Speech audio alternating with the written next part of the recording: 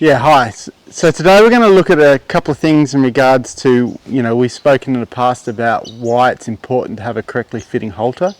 And I quickly wanted to show you on a couple of skulls that we have, I guess the anatomical reasons why it is imperative that it fits correctly.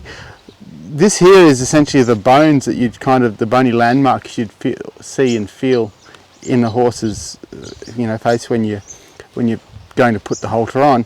And I've spoken in the past, you can feel this ridge here. This kind of just, that might be his nostrils just here. But essentially, when you're pressing on the horse's face, you can feel this ridge just here. And the reason why it's important to feel for this ridge is essentially like anywhere further down this way, these are really flimsy. And I guess I'll show you comparative to the other skull, how easily they can be broken. So what you're kind of feeling for is essentially, as you're sticking your hand on their face there, you're feeling for this ridge just here.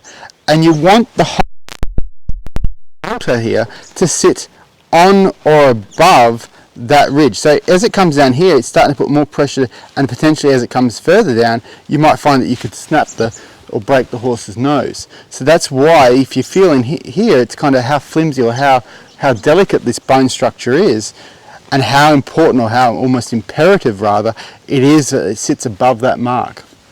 Relevant to what we're talking about here is essentially not fitting the halter too high up on the horse's face. So what can happen sometimes, and I've spoken in the past about, to me, see, it's almost 3 fingers from that ridge is anything further up that way is too high up, because when they're sitting over the horse's nose like that, they probably kind of sit on those nerve clusters that just come out into the facial nerve clusters that come out through there.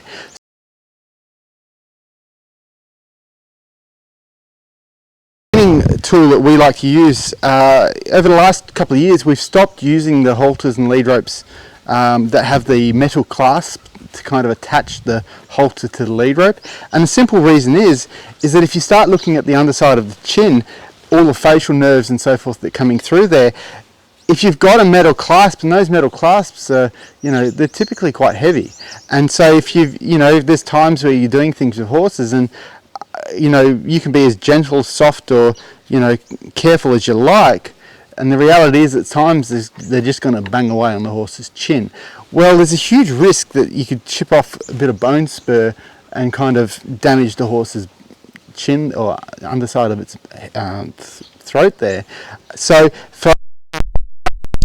remove it from the equation. So we've sourced and we sell these halters that essentially allow you to do both functions. They don't tie off, so you don't have to kind of feed the whole way through, but they also allow you to kind of undo them, so that essentially you can just pull them through the knot there and undo them like such, and vice versa, you put them back on and with relative ease.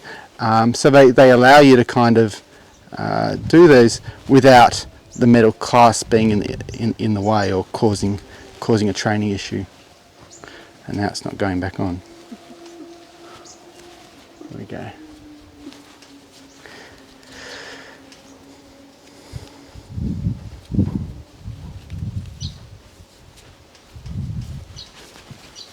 Like such.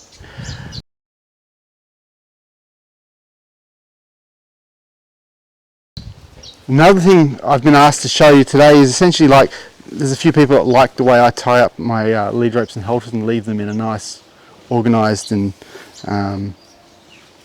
controlled manner. Is essentially what I do is, there's the nose, or the bridge of the nose for the halter.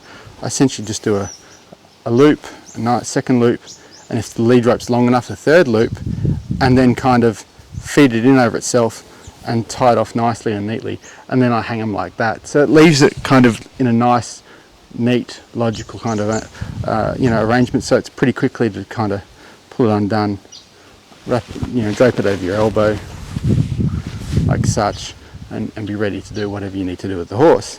But again, just quickly go through it. There,